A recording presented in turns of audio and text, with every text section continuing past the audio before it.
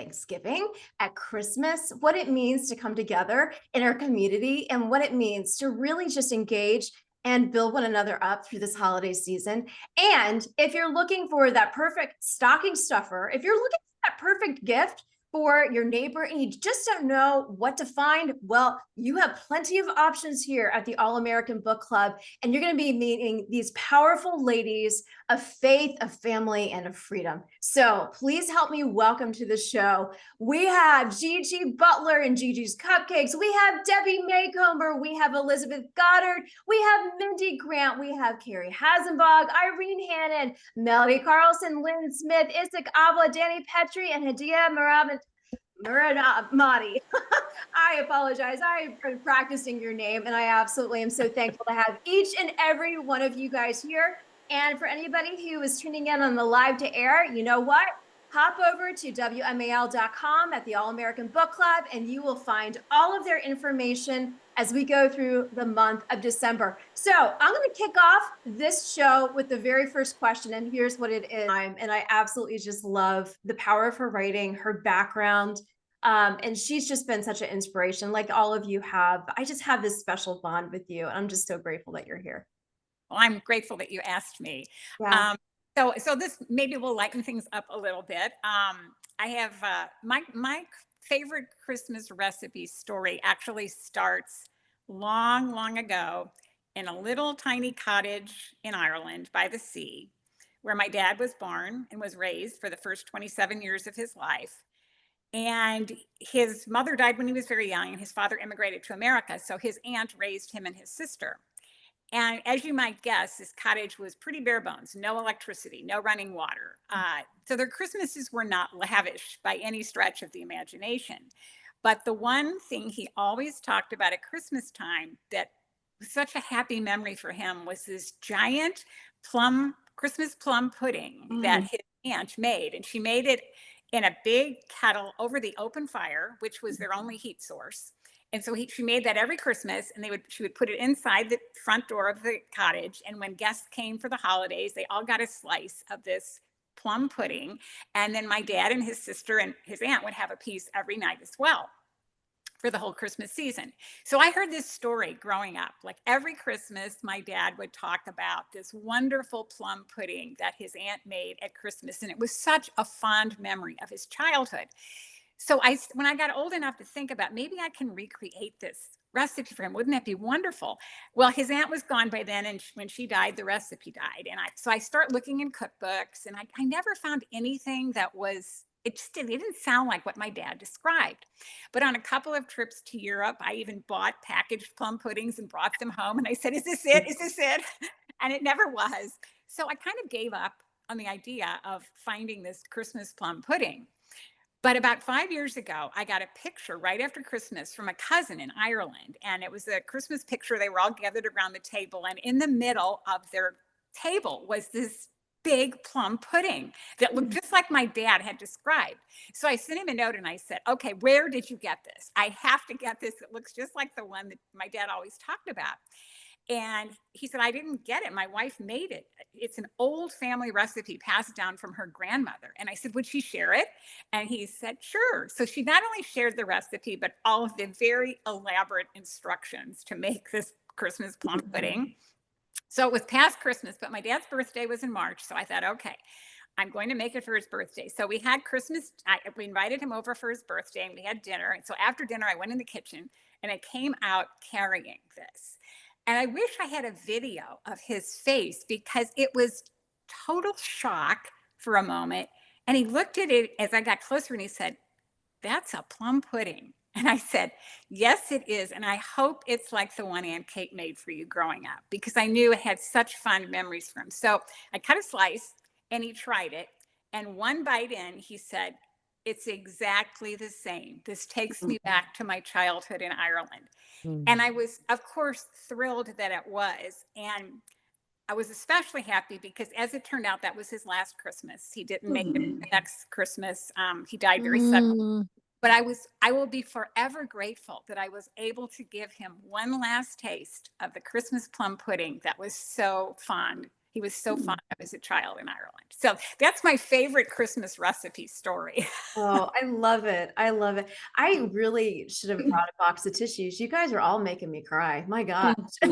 I just love these stories. They're just, that's so powerful. It really is.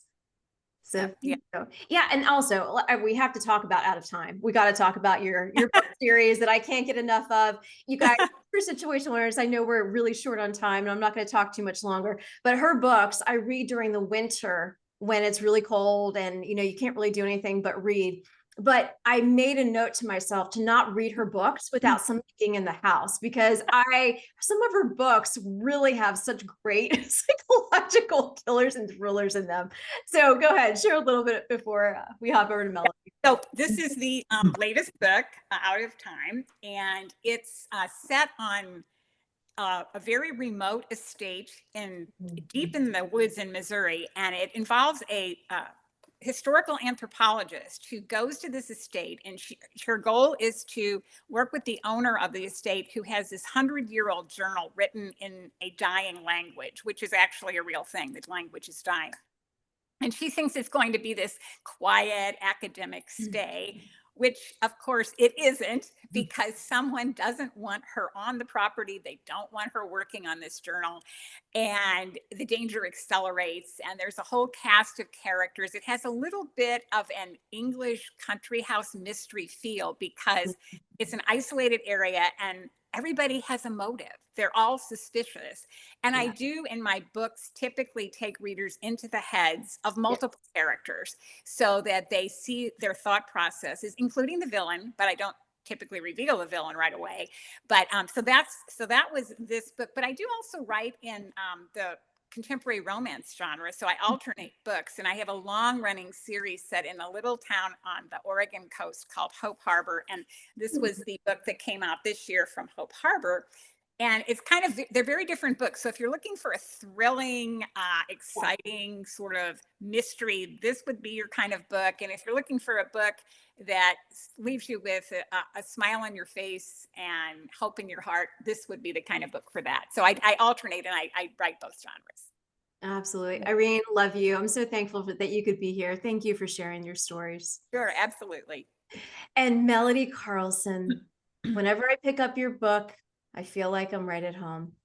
Please share your newest book that just came out and the new ones on the horizon. And you do have a very special story to share with us. Yeah, this is Once Upon a Christmas Carol, and it's partly inspired by the original Christmas Carol story of the Scrooge. And we've got a character in here who's young. She's only 40, but she's really a Scrooge, and feels like she has good reason to be, because she was born on Christmas, but she was born into a very dysfunctional family, and their Christmases were just awful, or pretty much non-existent. So it canceled both her birthday and Christmas all in one blow. So she's not real fond of them. So she's on her way to escape it by going off to the Bahamas. She starts from the West Coast, and there's a blizzard. Well, it's just a big storm that drives the planes north because it's in the south. And then it turns into a blizzard, and she gets stuck in Michigan, and she finds this aunt who's recently widowed, and that she doesn't even know that she has, really. And so she ends up stuck on this little farm. When I was writing this book, I was actually caring for my husband, who was suffering from FTD, frontal temporal dementia. And I actually had another book that came out kind of about that, called Welcome to the Honey B&B. And so honestly, when I was writing this book, and I already told you how many books I've written, which is, kind of mind blowing anyway.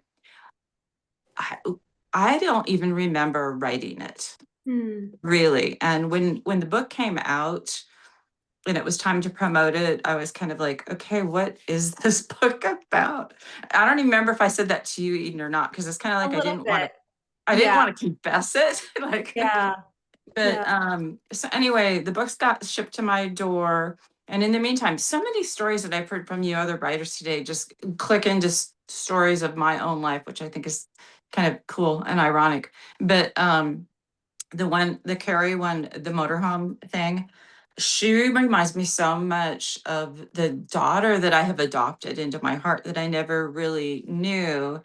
And kind of early spring, she came into my life, and it's too long of a story to go into, but she needed some help because she grew up in a really dysfunctional cult kind of family.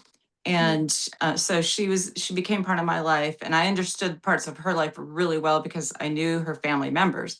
So anyway, we were meeting really regularly, and I mean, God just told me adopt her into your heart, and so I did. And so then she called and she wanted me to go on a beach vacation and escape because she hates Christmas. Could I go on a vacation with her to, Mexico or Bahamas or someplace? And I'm like, no, but this is ringing a familiar bell. So I went and got the books off my porch and opened the box and was looking at the book, and I'm like, oh my goodness, this was Yeah. like this was autobiographical, but I didn't know it. At the time, I had no idea I would be a widow by the time this book came out, like the aunt, and that this young person would come into my life like this book. And so I go, no, she doesn't care if I say her name. No, Betsy, I'm like, but I can't, because I've always been hosting Christmas for everybody, invite neighbors and family, and my sons are in the area, and it'll be our first Christmas without my husband because he died just 3 days before Christmas last year, which is even hard to say because it chokes me up. And his birthday is Christmas. So, there's a lot of things that connected me to this book. But then my newly adopted daughter, she just like, yes, I'll come, I'll come. This is, and she said, what do you have? I go, well, we always have lasagna. And because I mean, I grew up in a dysfunctional single mom home, and we did not celebrate Christmas until we went to my grandparents. And at my grandparents, she did the whole thing. She had Southern roots, and she did the whole everything. And we'd have like 20 people at the table. And that's what taught me Christmas and hospitality. Unfortunately, not my mom. She's a sweet woman, but she did not have that gift. And she was too busy. She was a working mom with 2 little girls. So anyway, but 30 years ago, because my husband's birthday was on Christmas, and I would serve up the big turkey, thinking that was the good thing to do. And finally he goes, I really don't like turkey, and it's my birthday. And so I'm like, okay. So what do you like? And he said lasagna, because I would make lasagna, not often, because I do it the old fashioned way. And so I said, okay. And so for 30 years, we had lasagna at Christmas. Well, in this book, they cook Italian, they have a big Italian sort of Christmas, which took this young woman into their world. And so when my newly adopted daughter said, what do you do? I said, well, I usually make lasagna. And she goes, and so then I was telling my son later that Betsy was going to join us, and he goes, so are we going to have that Italian dinner? Which I've never heard anybody call it an Italian dinner before, because it's just lasagna, good, really good lasagna. But I said, yeah, as a matter of fact. And it was just like, how could I mean, it wasn't like I was predicting that this was going to happen, but it just was a kind of an amazing altogether sort of thing. Oh, absolutely. It's knowing, having you here last year, and it was right before his passing, and now seeing you on the other side and seeing what God's doing. It's such a blessing to all of us, and especially to me, having seen you through this whole year and what has been going on and how God has just been working. And it's really neat to see that you have that adopted daughter that, that has come into your world. And it's like Elizabeth and Lynn said, these new traditions that, we build.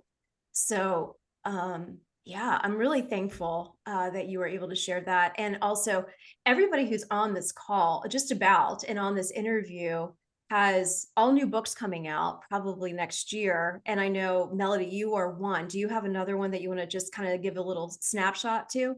Yeah, well, in March, I've got another book about a widow. I mean, and when when you propose books, you don't know what's going to happen because that's way ahead.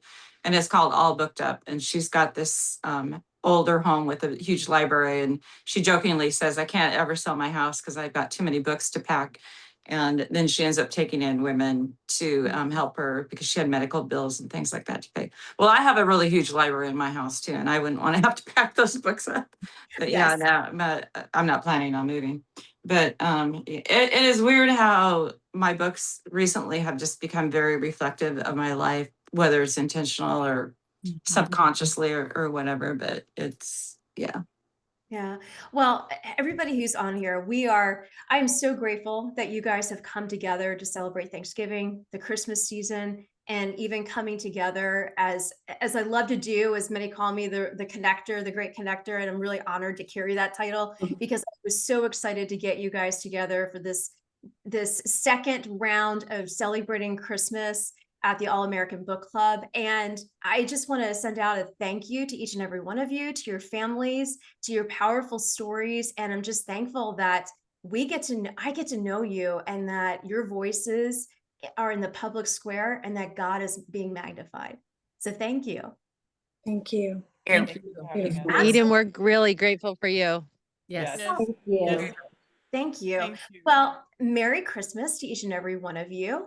And for Christmas. all of those who are tuning in, stay tuned for our next segment. We'll be right back.